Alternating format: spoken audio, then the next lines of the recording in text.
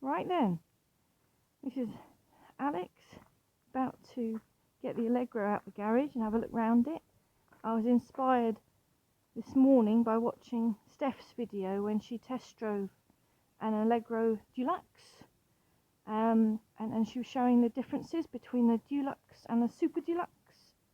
Mine's a Super, so I'd like to just pop it out the garage and just show you those differences in correspondence to Steph's video. And I thought it'd be a bit different to Steph as well, because I'm not really going to drive the car because of lockdown, and she did hers before lockdown. I'm just going to get out the garage and have a little walk round, just a nice short video. And just to be different, I've strapped the camera to my head, which I will show you in the mirror of my Land Rover. So I've got a head cam, so hopefully you'll be able to see what I see. You can be my eyes, or look through my eyes. So hopefully there's still an Allegro in the garage, which there is. Have a look in the shade. I'm going to try and get up close and have a look around, you know. With the camera on my head, it may prove difficult. You know, little tiny key to get in. I should probably change it, it's a little bit bent. I have got a spare.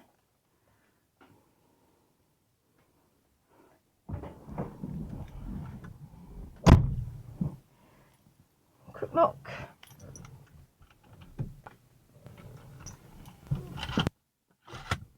Old-fashioned quick lock. Couldn't resist it. It was orange like the car. I don't know if you can see much in here because it's quite dark in the garage. We'll get it outside and then we'll have a better look. So, ignition on. That's the ignition light. Check it's out of gear. A little bit of choke. There we are. Put the window down. Windy window. For some reason I've got a noisy tappet when the engine's cold from start up. I've checked the tappets twice now, and it's just on start up. It's just a noisy little tappet. Bugs the hell out of me, but never mind. Let's put the car out in the middle of the driveway.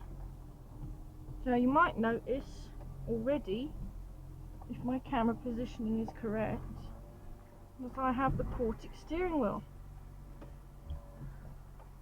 This is a 1974 model, so it is an early car, but it doesn't have the metal dash like the one in Steph's video. This has got the foam one that's starting to crack. Only there though. A little bit of Lego. Peggy the leggy. So the door trim was what Steph was looking at. See, mine's got the full vinyl all the way down, whereas the Deluxe had the painted panel here, didn't it? This cigarette lighter was standard on mine. It actually never came with a radio, but I've put this modern unit in, which I think goes with the interior, because it's Bluetooth. And I love my music, so I've got speakers. I've got one on the parcel shelf, and then I've got two, which you can't see. Maybe if I put the seat forward.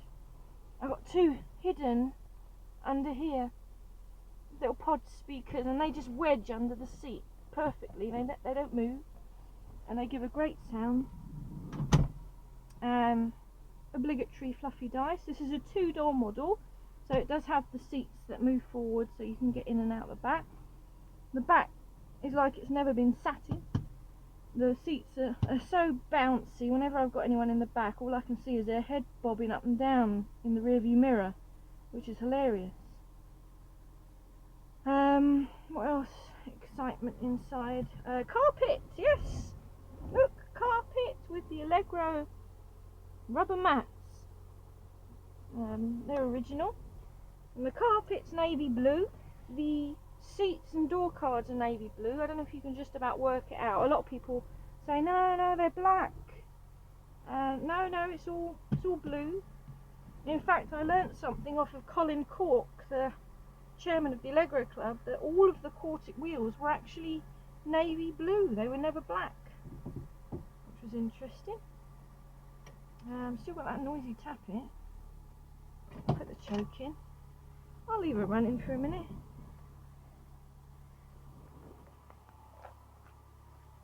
There we are, sunshine. You can see the reflection of me with my bloody head cam on.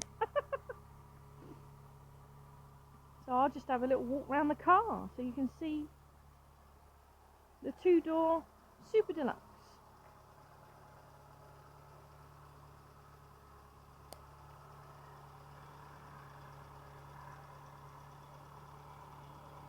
I've not long had that little smiley face, the little black piece of trim. I had that powder coated. I'm always doing little bits and pieces to it. I've recently had the wheels powder coated as well, because they had a little bit of surface rust on. Oh, you can see brake dust there. Gross. How awful. I've got different size tyres on to the original, just because these are cheaper and easier to get. 155 70 13 Uniroyals. As you can see, the wheel arch inside, well, hopefully you can see the wheel arch inside, all nice and clean. Not as clean as Tom Morley's car, if you've ever seen Tom's. It was on the Maguire stand at the NEC. Very, very immaculate, very clean. Tom's got OCD. I believe I've got a little bit of OCD, but Tom's cars, all of his cars are immaculate, lovely cars. Even if he does use stainless nuts and bolts. So we got 1300 British Leyland badge on the wing. Now the only bit of welding this car's ever had is the bottoms, just the bottoms of the wings here. I had that replaced, and because of that, to feather in the paint would have looked a bit rubbish.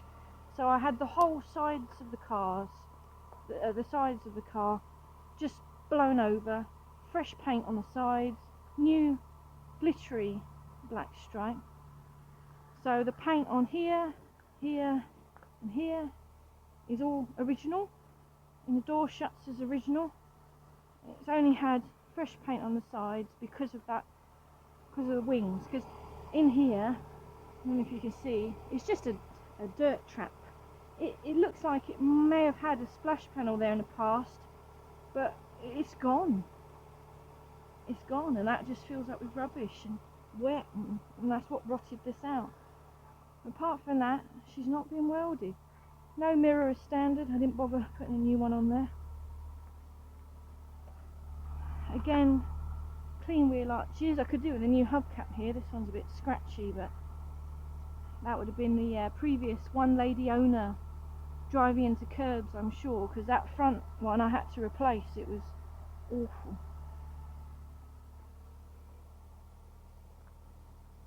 A little exhaust farting away.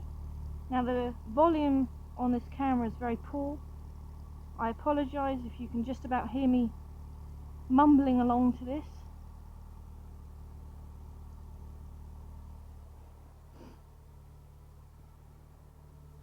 Here's the back. See, we got the super badge because it's a super. Got extra chrome trim on the back. Woo, super. If I open the boot, it's probably full of rubbish. Oh yes, that's a blanket that I cover it up with to keep dust off. Spare wheel's missing because it's actually just coming back from the powder coaters, but because of lockdown I haven't been able to get it yet. Been signed by Harris Man. I don't know if you can see that in the video. I noticed Tom's car had been signed at the NEC, and then Harris came to visit my car on the stand, and I asked him politely would he sign mine too, and I think that's fantastic. We think, I say we, a few of the others think it's had a new boot at some point in the past before I had it, because they think the hinges would have been painted originally. I can't be 100% sure on this, but Peggy, the previous owner of the car, did like to play golf.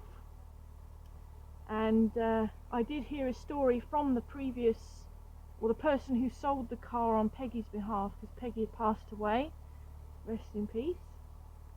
So the person who was selling the car on her behalf told me that this panel here had suffered damage because Peggy had tried ramming her golf clubs in the boot and did damage it. So I think it's had a new boot, but it goes with the rest of the car. Very nice condition. Reverse lights, I think they were an optional extra looking at the new car order form that I've got with the vehicle, but I might be wrong.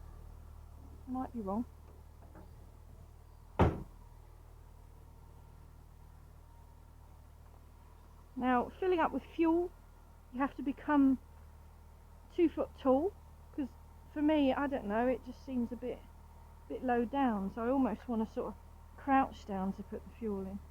It just seems very low down to me, although apparently some of the metros were right down here.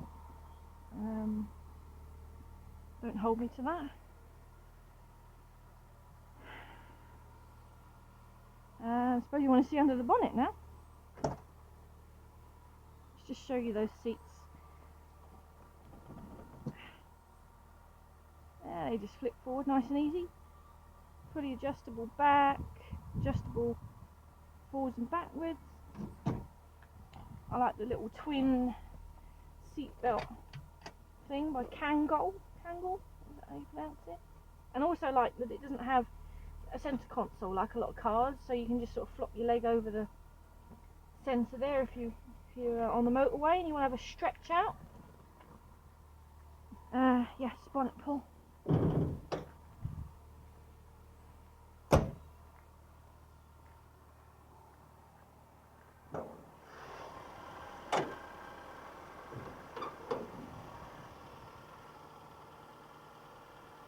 There's the engine running.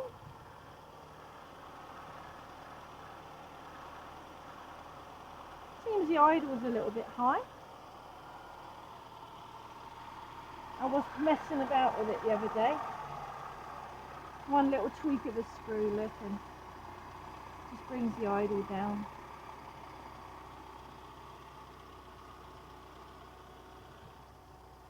Mostly original under the bonnet.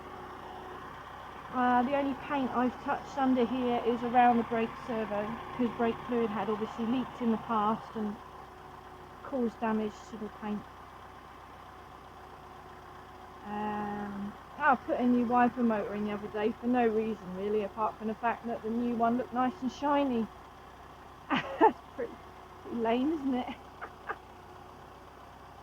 I was going to replace the washer pump, but I actually just took it off and cleaned it, and it looks great. Nothing wrong with it. I've got electronic ignition, make it more, well, I say more reliable, but I just, you know, you sort of fit and forget. You don't have to mess about with it.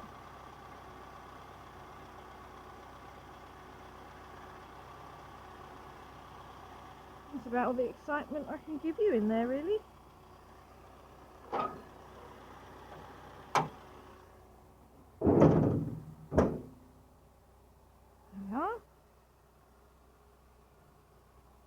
So there we are, that's Peggy.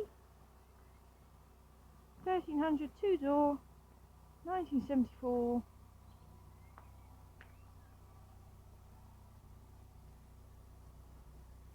Yeah, that'll do. Bye all.